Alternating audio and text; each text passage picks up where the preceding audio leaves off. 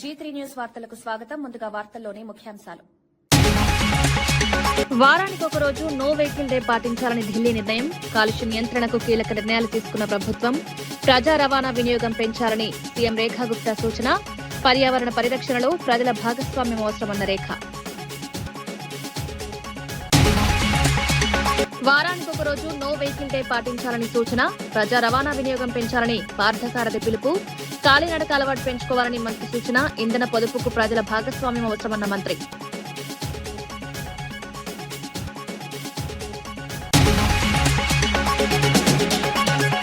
దేశం కోసం పొదుపు చర్యలు చేపట్టాలని సీఎం పిలుపు. మై నేషన్ మై రెస్పాన్సిబిలిటీ కార్యక్రమం ప్రారంభం. బాధ్యతాయుత ఖర్చులపై అవగాహన. అగ్రిగోల్డ్ బాధితులకు న్యాయం చేయాలని ఆదేశం.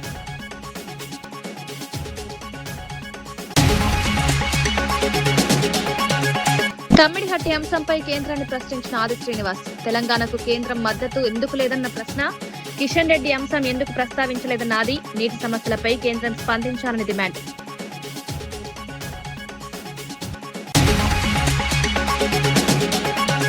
శ్రీవారి టికెట్లలో అవినీతి జరుగుతోందన్న భూమన ఆరోపణ. ఏఐతో టికెట్లు కొనుగోలు చేసి బ్లాక్ లో అమ్ముతున్నారని ఆరోపణ. శ్రీవాణి వ్యవహారంపై సీఎం దర్యాప్తు. భక్తుల విశ్వాసానికి భంగం కలిగించే అంశాలపై విచారణ.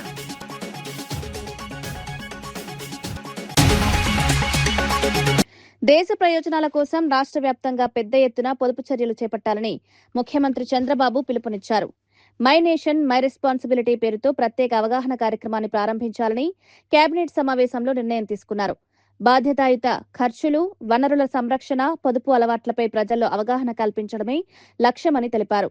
దేశం ప్రజలకు ఎన్నో అవకాశాలు కల్పించిందని, ఇప్పుడు క్రమశిక్షణతో ముందుకు సాగాల్సిన సమయం వచ్చిందన్నారు. రాష్ట్రంలో ఉపాధి అవకాశాల కల్పనకు సంబంధించిన పలు కీలక ప్రాజెక్టులకు కూడా కేబినెట్ ఆమోదం తెలిపింది. అగ్రిగోల్డ్ బాధితులకు వచ్చే 6 నెలల్లో న్యాయం జరిగేలా చర్యలు తీసుకోవాలని అధికారులను ఆదేశించారు. ప్రభుత్వ సంక్షేమ చర్యపై ప్రజల్లో నమ్మకం పెంచే దిశగా ముందుకు వెళ్తున్నామని పేర్కొన్నారు.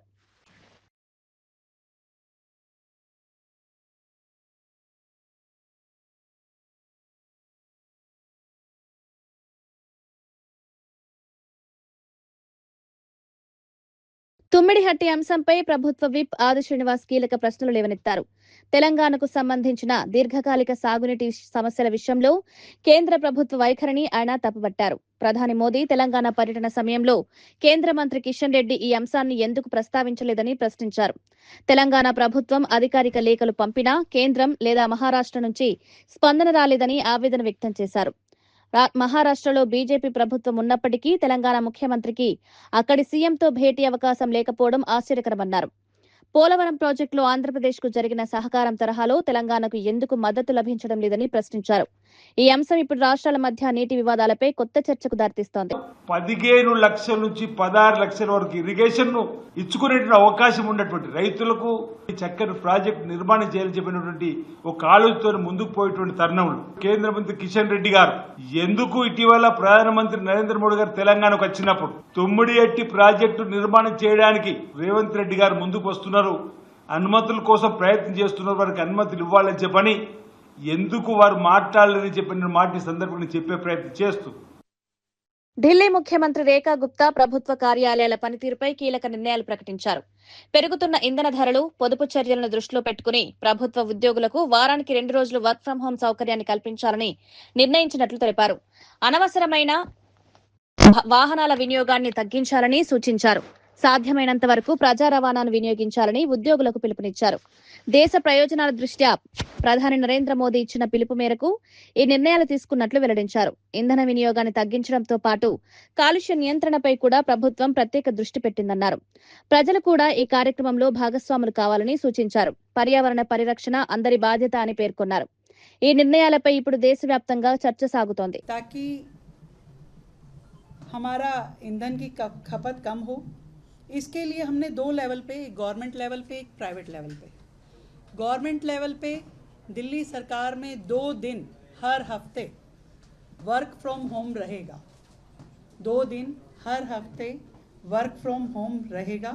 और इसी तरीके से प्राइवेट सेक्टर्स में भी हर एक कंपनी, इंस्टीट्यूशन, उनको कहा जाएगा कि वर्क फ्रॉम होम करें 2 दिन के लिए. ये एडवाइजरी होगी और लेबर विभाग हमारा इसकी निगरानी करेगा जितनी बड़ी कंपनीज हैं जहाँ पे ज़्यादा एम्प्लॉयज़ काम करते हैं, पर्सनली हम लोग बात करेंगे, मंत्री जी बात करेंगे, मैं खुद बात करूँगी, हमारे ऑफिसर्स उनसे रिक्वेस्ट करेंगे कि वो अपना 2 दिन का एज पर देयर कंफर्ट 2 दिन वो वर्क फ्रॉम होम करें। दिल्ली सरकार के नाते हमने कुछ प्लान बनाए हैं और एक जन अभियान जिसे दिल्ली सरकार चलाएगी, मेरा भारत मेरा योगदान, कि मैं as a government, as a individual, हम सब लोग क्या क्या इस दिल्ली शहर के लिए करेंगे और करना चाहते हैं, उसका एक पूरा का पूरा खाका मैं आप सबके सामने प्रस्तुत करना चाहती हूँ। जैसे सबसे पहले बात की गई पेट्रोल और डीजल की बचत के, पेट्रोल और डीजल की बचत हो ताकि हमारा ईंधन की खपत कम हो। इसके लिए हमने 2 लेवल पे, एक गवर्नमेंट लेवल पे, एक प्राइवेट लेवल पे। गवर्नमेंट लेवल पे दिल्ली सरकार में 2 दिन हर हफ्ते वर्क फ्रॉम होम रहेगा, 2 दिन हर हफ्ते वर्क फ्रॉम होम रहेगा। और इसी तरीके से प्राइवेट सेक्टर्स में भी हर एक कंपनी, इंस्टीट्यूशन శ్రీవాణి ట్రస్ట్ ద్వారా సేకరించిన నిధులతో రాష్ట్ర వ్యాప్తంగా ఎస్సీ, బీసీ కాలనీల్లో 5,000 ఆలయాలు నిర్మించాలని కూటమి ప్రభుత్వం నిర్ణయించినట్లు టీడీపీ నేత బుచ్చి రాంప్రసాద్ తెలిపారు. గత ప్రభుత్వ హయాంలో జరిగిన టికెట్ అక్రమాలను సాంకేతికతతో గుర్తించినట్లు వెల్లడించారు. ఇకపై అన్ని సేవలు పూర్తిగా ఆన్లైన్ ద్వారా నిర్వహిస్తామని స్పష్టం చేశారు. భక్తుల మనోభావాలకు అత్యంత ప్రాధాన్యతనిస్తున్నామని పేర్కొన్నారు. ఆలయ వ్యవస్థల్లో పారదర్శకత తీసుకురావడమే ప్రభుత్వ లక్ష్యమన్నారు. భక్తులకు ఇబ్బందులు లేకుండా వ్యవస్థలను ప్రక్షాళన చేస్తున్నామని తెలిపారు. గతంలో జరిగిన లోపాలను సరిదిద్దే దిశగా చర్యలు తీసుకుంటున్నామని చెప్పారు. ఉంది 1 కాదు 2 కాదు, దీనికి 5,000తో స్టార్ట్ చేశాం. కానీ మొన్న ముఖ్యమంత్రి గారు లోకేష్ గారు మీటింగ్లో మాట చెప్పారు, ఎన్ని దేవాలయాలు కావాలంటే అన్ని దేవాలయాలు కడదాం. ఎందుకంటే దేవాలయాలు ఇందాకే మీకు చెప్పా, ఒక మార్గదర్శకంగా ఉంటాయి. అక్కడ అన్ని కార్యక్రమాలు చేసుకోవచ్చు, దైవిక కార్యక్రమాలు చేసుకోవచ్చు. చిన్న అక్కడ భజన మందిరాలు ఉంటాయి, భజన చేసుకోవచ్చు. ఇతర పిల్లలు కూర్చుని చదువుకోవటానికి, దళితవాడలు, బీసీ కాలనీల్లో పిల్లలు చదువుకోవటానికి, ఇదివరకు రోజుల్లో, పాత రోజుల్లో దేవాలయాలు ఏ విధంగా ఉండేవి అనేది ఒకసారి మీరు ఆలోచన చేసుకుంటే, పురోహితం కోరేవాడే పురోహితుడు అనేవాడు. ఎందుకంటే వాళ్ళు బయటికి, ఏ ఊళ్ళో ఏ పెద్ద అయినా బయటికి వెళ్ళేటప్పుడు పూజారి గారి దగ్గరికి వెళ్ళి నమస్కారం పెడితే పూజారి గారు ఆశీర్వచనం ఇచ్చేవాడు. నీ పని కావాలయా, దిగ్విజయం వస్తు, అవిఘ్నం వస్తు అని చెప్పి ఆశీర్వచనం ఇచ్చి నీకు పని అవుతుందని పంపించేవాడు. పూజారి గారు ఆ రోజు ఆ టైంలో వెళ్ళేటప్పుడు ఎవరు కూడా పూజారి గారికి డబ్బులు ఇచ్చేవాడు కాదు, పూజారి గారు కూడా డబ్బులు అడిగేవాడు కాదు. ఎందుకంటే నమ్మకంతో వెళ్ళేవాళ్ళు. మళ్ళీ పూజారి గారి బాధ్యత ఏంటి, ఈ వెళ్ళిన పని కావటం కోసం గుడిలోకి వెళ్ళి పూజారి గారు మళ్ళా ఒక మంత్ర జపం చేసుకోవాలి. ఎందుకంటే ఆ పవర్ తీసుకోవటానికి దేవుడి నుంచి. అవి జరిగేవి. కానీ ఆ రోజున పూజారిని, ఇతర పెద్దల్ని ఆ ఊరి ప్రజలే కాపాడుకునేవాళ్ళు. ఇంట్లో ఒక అరటి గెలలకి నుంచి, అరటి చెట్టు నుంచి ఒక గెల వస్తే పూజారి గారికి హస్తం పంపించండి అనేవాళ్ళు. పొలం నుంచి పంట వస్తే పూజారి గారికి బస్తా బియ్యం ఇవ్వమనేవాళ్ళు, ధాన్యం. అన్ని పూజారి గారి అవసరాలను వాళ్లే తీసుకునేవాళ్ళు. అదేవిధంగా ఇప్పుడు కూడా మా ప్రభుత్వం ఆలోచన దేవాలయాలని ఆ బీసీ కాలనీ, ఎస్సీ కాలనీలో కట్టి ఒక ఆలోచన విధానంతో అందరూ కూడా అక్కడే ఉంటూ చేసుకునే విధానం. పిల్లలు చదువుకోవాలని చదువుకుంటారు, చిన్న చిన్న భజనలు చేసుకుంటారు, మంచి కార్యక్రమాలు ఏమైనా ఉంటే చేసుకుంటారు. వీటన్నిటికీ ఉపయోగపడే విధంగా కట్టాలి అని చెప్పి కూటమి ప్రభుత్వం, మేము శ్రీవాణి ట్రస్ట్ ద్వారా వచ్చే డబ్బులతోటి అవన్నీ కట్టాలని ఆలోచన చేసింది నారా చంద్రబాబు నాయుడు గారి ప్రభుత్వం, నారా చంద్రబాబు నాయుడు గారు. మీరు ఆ డబ్బులు ఎక్కడ కొట్టేశారు? ఒక చీటీలు ఇచ్చారా, స్లిప్పులు ఇచ్చారా, ఏమన్నా వచ్చినాయా? ఏదీ లేకుండా డబ్బులు కొట్టేశారు. టీటీడీ మాజీ చైర్మన్ భూమన కరుణాకర్ రెడ్డి శ్రీవాణి టికెట్ల వ్యవహారంపై తీవ్ర ఆరోపణలు చేశారు. ఏఐ ఆధారిత ఆటో ఫిల్లింగ్ ద్వారా దళారులు టికెట్లు కొనుగోలు చేసి భారీ ధరలకు విక్రయిస్తున్నారన్నారు. టికెట్లను 15,000 రూపాయల వరకు అమ్ముతున్నారని ఆరోపించారు.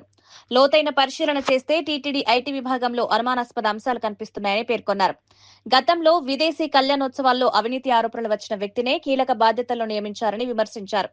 ఎలాంటి సెక్యూరిటీ ఆడిట్ లేకుండా రోజుకు 100 టికెట్లు విడుదల చేస్తున్నారని ఆరోపించారు. ఈ వ్యవహారంపై సీబీఐ దర్యాప్తు జరపాలని డిమాండ్ చేశారు. 14/5/2026 వరకు ఆ 800 టికెట్లలో ఏ ఒక్క రోజు సరైన వాళ్లకు నేరుగా 8 మందికి కూడా టికెట్లు అందలేదు అన్నది పచ్చి నిజం. అంటే 4 నెలలుగా మీరు గుర్తించనే లేదా? గుర్తించకుండా నిద్రపోతున్నారా? నిద్ర నటిస్తున్నారా? మా విమర్శలను చూసి జడిసి ఈ తూతూ ప్రకటన ఒకటి ఇచ్చారా? ఒక్కో టికెట్ను దళారులు, ట్రావెల్ ఏజెంట్లు 15,000 రూపాయలకు అమ్ముతున్నారని మేము చాలా స్పష్టంగా 1.5 రోజుల క్రితమే చెప్పటం జరిగింది. చెప్పినా మీకు చీమ కుట్టినట్టు కూడా లేదు. 15,000 రూపాయలకు ఒక టికెట్ అమ్ముతున్నారు. 9 గంటల 1.5 నిమిషాలకు మొత్తం టికెట్లన్నీ అయిపోయినట్టుగా మీరు చూపిస్తున్నారు. ఆ తరువాతనే దళారులకు టికెట్లు కేటాయింపబడుతున్నాయి. అందులో ఒకటి ఆధారపూరితంగా రిలీజ్ అయినటువంటి టికెట్ ఇది 9 గంటల 10 నిమిషాలు. 9 గంటల 1.5 నిమిషాలకే అన్ని అయిపోతున్నాయి అన్నటువంటి విషయం మీరు చెప్తున్నారు. మొత్తం లోకమంతా కూడా కోడై కూస్తుంది. దీని వెనుక ఉన్నటువంటి తతంగం ఏంటి అన్న దాని మీద మేము లోతైనటువంటి పరిశీలన చేస్తే అక్కడ టీటీడీకి ఒక ఐటీ ఇన్ఛార్జిగా, ఐటీ జీఎంగా ఫుల్ అడిషనల్ ఛార్జీలో ఒక ఏఈఓ స్థాయి అధికారిని, బీటెక్ కూడా లేనటువంటి వ్యక్తిని, జనరల్ గా ఐటీ జీఎం కు బీటెక్ చదివి ఉండాలా, ఆ బీటెక్ చదవనటువంటి వ్యక్తిని, ఇతను విదేశాలలో కళ్యాణోత్సవాలు జరపమని ఇతన్ని విదేశాలకు పంపితే దాదాపు 30 లక్షల రూపాయలు తినేశాడని పట్టుకుంటే అతని దగ్గర నుంచి రికవరీ కూడా చేశారు మా హయాంలో. అతని దగ్గర నుంచి 30 లక్షల రూపాయలు రికవరీ చేయటం జరిగింది. అతని మీద ఇప్పటి వరకు డిఏ కేసు కూడా వీళ్లు పెట్టలేదు.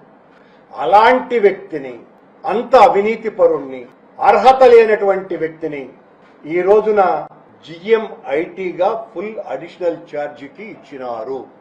ఈ ఇచ్చిన అతను టీసీఎస్ వాళ్ల ద్వారా, అంటే ఇతనని కాదు సుమా, పెద్దలు ఇతనికి ఆ పదవి ఇచ్చినారు, తమకు బాగా తాబేదారుగా ఉంటాడని టీసీఎస్ సంస్థ ద్వారా కొత్త సాఫ్ట్వేర్ ను తీసుకువచ్చినాము అని చెబుతున్న వీళ్లు ఈ సాఫ్ట్వేర్ వచ్చిన తరువాతనే ఈ దోపిడీకి తలుపులు బార్లా తీసినారు. దీని వెనుక టీటీడీ చైర్మన్ బిఆర్ నాయుడు, ఆయనకు అత్యంత అనుంగు శిక్షుడైనటువంటి మరో బోర్డు మెంబరు, స్థానికుడు, ముఖ్యమైనటువంటి నేతలు అందరూ కూడా కలిసి దళారుల చేతుల్లోకి అప్పగించి రోజుకు 40 లక్షల రూపాయల ఆదాయాన్ని దీని ద్వారా అందరూ పంచుకుంటున్నారు. ఈ 4 నెలల కాలంలో దాదాపు 48 కోట్ల రూపాయలు ఈ రకంగా దండుకున్నారు. 48 కోట్ల రూపాయల డబ్బులు, వెంకటేశ్వర స్వామికి చెందాల్సినటువంటి డబ్బులను వీళ్లు అక్రమంగా దోచుకున్నారు. కొత్త సాఫ్ట్వేర్ ని వీళ్లు తెచ్చినప్పుడు మేము శ్రీవాణి టికెట్లను 3 నెలలకు. మోపిదేవి శ్రీనివాసరావు తమ కుటుంబ సభ్యుడిగా పార్టీలో చేరాడని వైసీపీ అధ్యక్షుడు వైఎస్ జగన్ తెలిపారు. తనపై నమ్మకం ఉంచి పార్టీలో చేరినందుకు కృతజ్ఞతలు తెలిపారు. పార్టీలో చేరిన ప్రతి ఒక్కరికి అన్ని విధాలా న్యాయం చేస్తారని హామీ ఇచ్చారు. రేపలలో మోహన్ ఎంతో కష్టపడుతున్నారని, ఆయనకు అందరూ మద్దతునివ్వాలని కోరారు. పార్టీ బలోపేతం కోసం నాయకులు, కార్యకర్తలు ఐక్యంగా పనిచేయాలని సూచించారు. ప్రజల సమస్యలపై మరింతగా పోరాటం చేయాలని పిలుపునిచ్చారు. కొత్తగా చేరిన నాయకులతో పార్టీ మరింత బలపడుతుందని అభిప్రాయపడ్డారు. భవిష్యత్ రాజకీయ పరిస్థితుల్లో ఐక్యత ఎంతో ముఖ్యమన్నారు. ఈ చేరికతో స్థానిక రాజకీయాల్లో కొత్త చర్చ మొదలైంది. యువకుడు, ఉత్సాహవంతుడు, బాగా గట్టిగా కష్టపడడానికి ముందుకొచ్చాడు. మోహన్ కు మీ అందరి మద్దతు ఉండాలి. శ్రీను తన సొంత తమ్ముడిగా మోహన్ ను భుజాన వేసుకుని మోహన్ ను గెలుపు బాధ్యతలు కూడా శ్రీనునే తన భుజస్కంధాల మీద వేసుకుని తను గెలిపించే బాధ్యతలు కూడా తీసుకుంటా ఉన్నాడు. శ్రీను చేసే ఈ మంచిని జగన్ అన్నిటికీ మనవడు. మనం అధికారంలోకి వచ్చిన తర్వాత శ్రీనును సంతోషపడే విధంగా అదే చట్టసభలో పక్కనే కుర్చీ వేసుకొని మళ్ళీ కూర్చోబెట్టే కార్యక్రమం జగన్ చేస్తాడని కూడా ఈ సందర్భంగా చెప్తా ఉన్నాడు.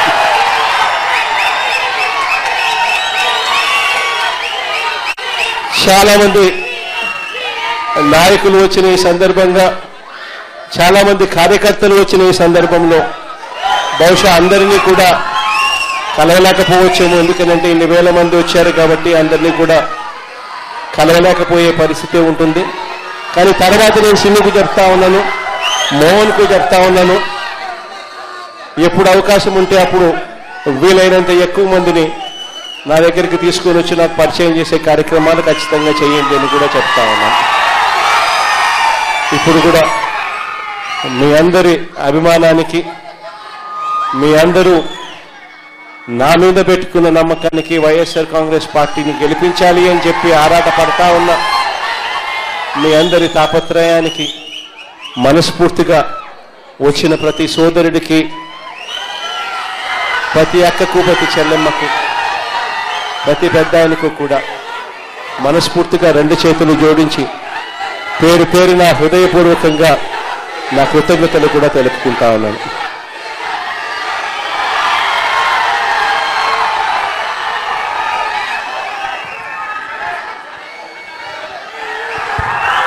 వారానికి ఒక రోజు నో వెహికల్ డే పాటించాలని మంత్రి కొలుసు పార్థసారథి తెలిపారు. ముఖ్యమంత్రి చంద్రబాబు సూచనల మేరకు ప్రజాప్రతినిధుల వాహనాలు వినియోగాన్ని తగ్గించుకోవాలన్నారు. విదేశీ పర్యటనలు కూడా అవసరమైన సందర్భాల్లో మాత్రమే చేయాలని సూచించినట్లు చెప్పారు. ప్రజలు ఎక్కువగా ప్రజా రవాణా సేవలను వినియోగిస్తే మంచిదని అభిప్రాయపడ్డారు. కొద్ది దూరాలకు కూడా కారులో వెళ్లకుండా కాలినడకన వెళ్లే అలవాటు పెంచుకోవాలని కోరారు. ఇంధన పొదుపు, కాలుష్య నియంత్రణ కోసం ఇలాంటి చర్యలు అవసరమని పేర్కొన్నారు. పర్యావరణ పరిరక్షణలో ప్రజల భాగస్వామ్యం చాలా ముఖ్యమన్నారు. ప్రతి ఒక్కరూ తమ స్థాయిలో బాధ్యత తీసుకోవాలని సూచించారు. ప్రభుత్వం తీసుకుంటున్న చర్యలకు ప్రజల సహకారం అవసరమన్నారు. పాదయాత్ర అంటే ఇప్పుడు సపోజ్ ఒక టౌన్లో ఉన్నాము, ఒకళ్ళ ఇంటికాడ నుంచి ఇంకొకళ్ళ ఇంటికి వెళ్ళాలి, లేకపోతే ఒక బజార్ నుంచి ఇంకో బజార్కి వెళ్ళాలి. అక్కడ ఆ కొంచెం దూరం కూడా మనం కారులో వెళ్తాం. మనం కారులో ఎప్పుడైతే వెళ్తామో అన్ని కార్లు మన వెనకాల వస్తాయి, ఎస్కార్టు అన్నీ కూడా. సో అట్లా కాకుండా పక్క బజారే కాబట్టి నడుచుకుంటూ వెళ్తాం. ఒకరోజు నో వెహికల్ ఫ్రైడే అంటే ఆ రోజు అసలు వాహనాలు వినియోగించుకోకుండా ఈ కాన్వాయ్లు బస్సుల్లో కానీ లేకపోతే అసలు వాహనాలు తగ్గించుకుని ఒకవేళ మీటింగ్స్ ఏమైనా ఉంటే వర్చువల్ మీటింగ్స్ కండక్ట్ చేయటం, ఇవన్నీ కూడా చెప్పడం జరిగిందని చెప్పేసి నేను మనవి చేస్తాను. అదేవిధంగా అధికారులు కూడా అవసరం వస్తే 2-3 ఆఫీసులు కలిసి, అదేవిధంగా మంత్రులు కానీ కలిసి అంటే షేరింగ్ లాగా వస్తే కూడా కొంత, అంటే దీని మూలంగా ఎంత వస్తుంది అనేది కాదు, ఒక మోటివేషన్ టు ది పబ్లిక్. అంటే దేశం ఎదుర్కొ క్రైసిస్లో ఉన్నప్పుడు మనందరం కూడా నిలబడాలి అనే స్ఫూర్తితో ఇవన్నీ కూడా డిస్కస్ చేయడం జరిగిందని చెప్పేసి నేను మనవి చేస్తాను. Step for the nation awareness campaign promoting walking and cycling. నాకు చెప్పేది కొంతమంది ముఖ్యమంత్రి గారు అవసరం వస్తే అందరం సైకిల్ మీద కూడా వద్దాం సెక్రటరియట్కి అంటే ఒక మోటివేషనల్గా వారు చెప్పడం జరిగిందని చెప్పేసి నేను మనవి చేస్తాను. తెలంగాణ స్టేట్ ఫిల్మ్ ఛాంబర్ నిర్వహించిన మీడియా సమావేశంలో సింగిల్ స్క్రీన్ థియేటర్ల శాతం అంశంపై డిస్ట్రిబ్యూటర్లు కీలక వ్యాఖ్యలు చేశారు. 2008 సంవత్సరం నుంచి ఈ అంశంపై పోరాటం చేస్తున్నామని వెల్లడించారు. థియేటర్ల ఆదాయ పంపిణీ విషయంలో అనేక సమస్యలు ఎదురవుతున్నాయని తెలిపారు. పరిశ్రమలో సమతుల్యత కోసం పరస్పర చర్యలు అవసరమని అభిప్రాయపడ్డారు. సమస్యల పరిష్కారానికి ఎప్పుడైనా చర్చలకు సిద్ధంగా ఉన్నామని స్పష్టం చేశారు. నిర్మాతలు, డిస్ట్రిబ్యూటర్లు, థియేటర్ యాజమాన్యాల మధ్య సమన్వయం అవసరమని పేర్కొన్నారు. సినిమా పరిశ్రమలో స్థిరత్వం కోసం అందరూ కలిసి ముందుకు రావాలని సూచించారు. చాలా కాలంగా పెండింగ్ లో ఉన్న అంశాలను త్వరగా పరిష్కరించాలని కోరారు. శ్రీనివాస్ గారు, శ్రీనివాసరావు వద్దు, మీరు తప్పు చేస్తారు, వాళ్ళు తెలంగాణ ఫిల్మ్ ఛాంబర్ మీటింగ్ పెడతారంట కదా, మీరు సినిమా వేసేయండి అంటే సినిమా వేసేసినాం పెద్ద మనిషి చెప్తే. దాని తర్వాత 8th పెడతా అన్నారు, పెట్టలేదు. 10th పెడతా అన్నారు, పెట్టలేదు. అందు గురించి మేమందరం వారే ఎందుకు ఇంకా ఆగుతున్నాము, మనం మాట్లాడతాం కదా, ఒక ప్రెస్ నోట్ ఇడుస్తాం కదా అని చెప్పి తెలంగాణ ఫిలిం ఛాంబర్ అనేది పెట్టుకొని ఒక ప్రెస్ నోట్ ఇడిచినాం. దానికి నిన్న ఏం చేసిర్రు, పర్సనలీ తీసుకొని ఒక 5-6 వాళ్ళ బాడీ ఏందో మాకు తెలియదు, వాళ్ళు ఎవరు తెలియదు, 2-3 ప్రొడ్యూసర్ నేను గుర్తుపడతా, ఒక 6 పర్సనలీ పెట్టుకొని పర్సనల్ గ్రడ్జ్ పెట్టుకొని పర్సనలీ మాట్లాడేసారు. స్టాచ్యూ కొడతా అని చెప్పి అవన్నీ చెప్పి చాలా తప్పు మాట్లాడుతున్నారు. మేము రెడీగా ఉన్నాము, ఎప్పుడు మీరు పిలిస్తే అప్పుడు మాట్లాడనీకి. ప్రొడ్యూసర్ కానీ ఇంకో తెలుగు ఫిలిం ఛాంబర్ కానీ మేము వెయిట్ చేస్తున్నాము. రేపటికి మీటింగ్ పెట్టిర్రు, దానికి పోతాము, కూర్చొని మాట్లాడుకొని చేసుకుందాం. ఎందుకంటే అందరం ఒక ఫ్యామిలీ మనం. ఇది మాసబ్ ట్యాంక్ డిఎస్ఎస్ భవన్ లో రజక కోఆపరేటివ్ కార్పొరేషన్ చైర్మన్ గా దాసరి రాజు, అజయ్ కుమార్ బాధ్యతలు స్వీకరించారు. ఈ సందర్భంగా పలువురు నాయకులు ఆయనకు శుభాకాంక్షలు తెలిపారు. మంత్రి Ponnam Prabhakar, MLA Eerapalli Shankar, fisheries corporation chairman Metta Sai Kumar హాజరయ్యారు. కొత్త బాధ్యతల్లో విజయవంతం కావాలని ఆకాంక్షించారు. రజక వర్గాల అభివృద్ధికి మరింత కృషి చేయాలని సూచించారు. ప్రభుత్వం సామాజిక వర్గాల సంక్షేమానికి ప్రాధాన్యతనిస్తోందని తెలిపారు. వివిధ సంక్షేమ కార్యక్రమాల అమల్లో కార్పొరేషన్ల పాత్ర కీలకమని పేర్కొన్నారు. మోడర్న్ డ్రై క్లీనర్ సిస్టమ్స్ రజక సహకార సంఘాలకు ఇచ్చేటువంటి విధంగా